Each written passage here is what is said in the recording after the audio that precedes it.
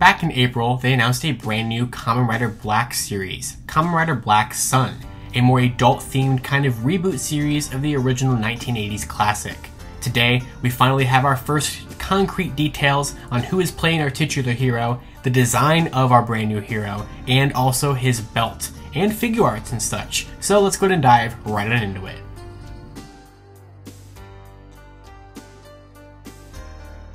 So this past weekend, I'm not sure if it's still running, was Tamashii Nations 2021, which resulted in a lot of SH figure arts reveals, including the brand new Zenkaiser figure art, bringing back Super Sentai figure arts for the first time in nearly 7 years. And with this, they had their big press event to finally reveal the details, or some of the details, for Kamen Rider Black Sun. So while we still don't know when Kamen Rider Black Sun is going to actually air in 2022, and I don't think we know where it's going to air on, this is a series that I'm reasonably intrigued about. I have yet to actually watch the original Kamen Rider Black or Kamen Rider Black RX. I've seen my fair share of Masked Rider though, so I think I get the gist of the story. But for the most part here, this is going to be a new kind of reboot, very similar in vein to Kamen Rider Amazons, although I believe this is not supposed to be as, like, violent or gory or mature than Amazon's was. I think it's supposed to be kind of an intermediate level. Higher, more mature than the typical like Revice or main Kamen Rider series airing on TV Asahi, but not as mature as that. So I'm not exactly sure when it's gonna air, where it's gonna air, and such like that because of that. But we finally, everybody was asking, what is he gonna look like? What is Kamen Rider Black Sun gonna look like? And here we finally have the premiere of his design. And it's pretty cool. I've seen a lot of comparisons with this. I made the joke that it looked like, or a lot of people did as well, that it looks like kind of like Kamen Rider Arc Zero from Kamen Rider Zero One. And so I definitely kind of see that there, especially in the more shadowy parts of it that we see in this little teaser, because we still don't have like a nicely lit full body shot of it, I guess. The figure art gives us more details of it, and we'll look at that in a minute.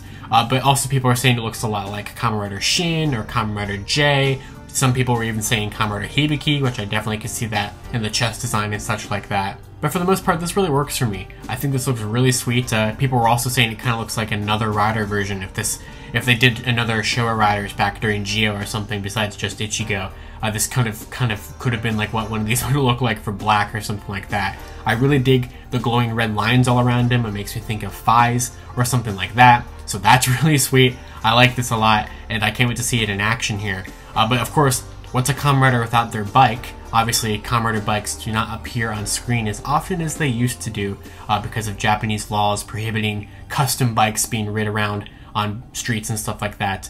So it's prohibited them from doing a lot of filming with bikes in the more recent shows. But they seem to somehow figure out a way around it, or at least they're going to tolerate it the best they can with a new redesigned Battle Hopper. So this is a new modernized version of the original Kamen Rider Black bike, and I really like it here. You can definitely still see the kind of like alive aspects to it. You definitely have like that face on the front and everything, but it's definitely more in vein to a regular motorcycle. Obviously it's, Toku-fied a little bit, but not as like colorful or as wacky, I suppose, as like modern Kamen Rider bikes would be. It doesn't turn into a cell phone. I can at least say that with pretty good confidence. But I like it a lot. There's really no pictures, or like at all, of him riding this new Battle Hopper. I would love to see that, and I'm sure we're going to see it.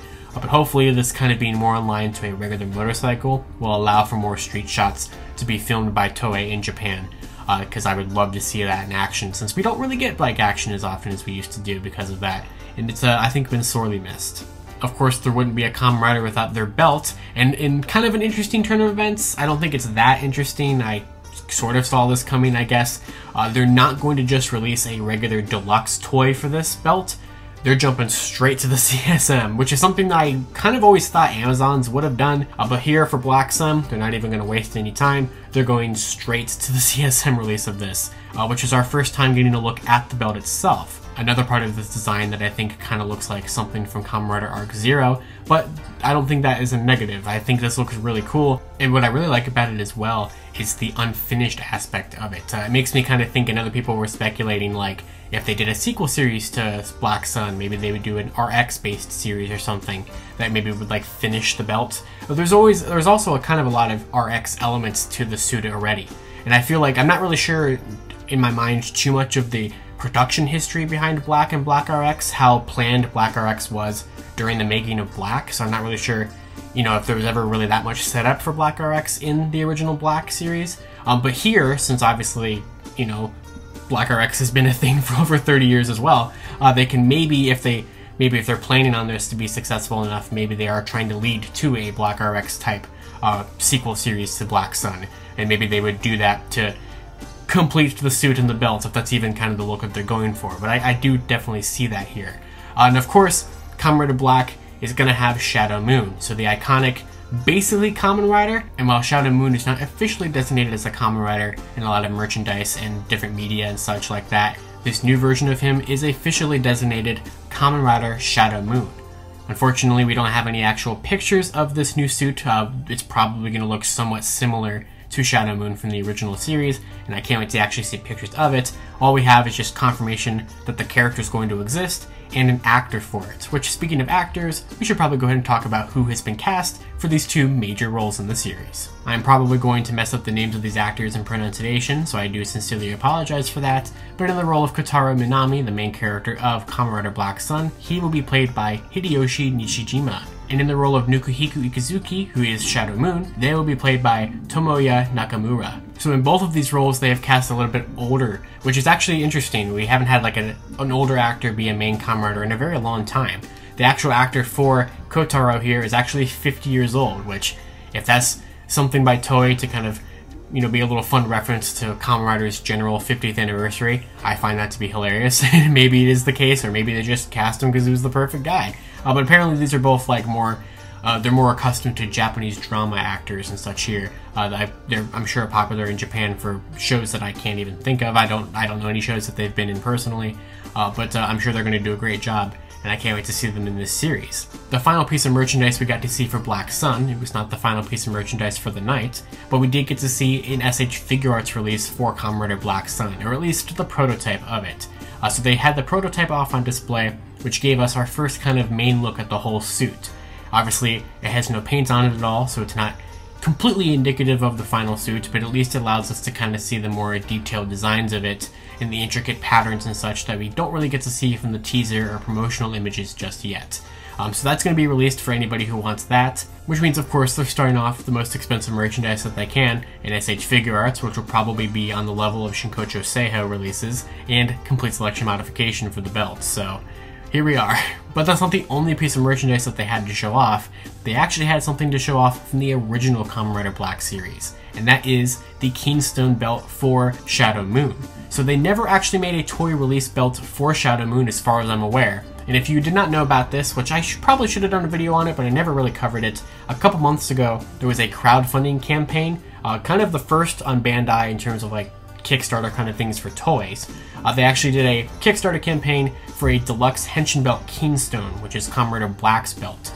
So they did this whole fundraising thing to do a toy version, basically recreation of the original 80s toy. Apparently it got over 140% of its intended goal, so that's definitely happening. And I guess by the success of that, they have decided to do Shadow Moon's belt. No word, as far as I'm aware, if this is also going to be one of those campaign releases. I would imagine probably, since the main Kamen Rider Black belt is. I don't see why Shadow Moon's would not be. But hey, they're going to finally do a toy, or at least intend on trying to do a toy for Shadow Moon's belt, which, like I said, I think has never happened before. But it is just a simple repaint of Black's, so it's not that surprising.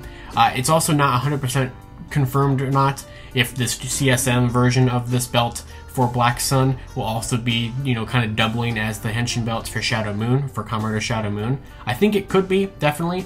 They could just have like a color changing LED for like red or green or something maybe.